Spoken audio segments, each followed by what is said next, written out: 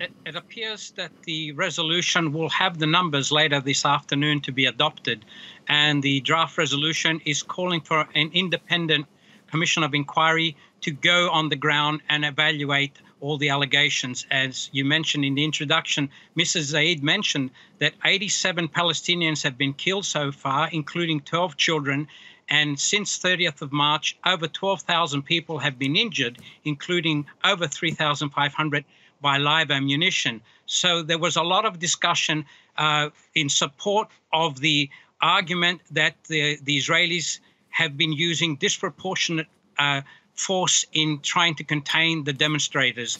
On the other hand, the United States came out strongly in support of the Israeli position, and they said that it was that they blamed Hamas for basically creating the crisis, and they said Israel has the right to defend itself. The Israeli delegation also said that it was a myth that Gaza was under occupation. They said they left in 2005. But across the board, there was a support from African countries, European countries, Middle East, and Latin America, calling for the Israelis to reconsider and to use not to use disproportionate use of force against the demonstrators, which is in line with international human rights law and international law. And if the resolution is adopted, what would happen next?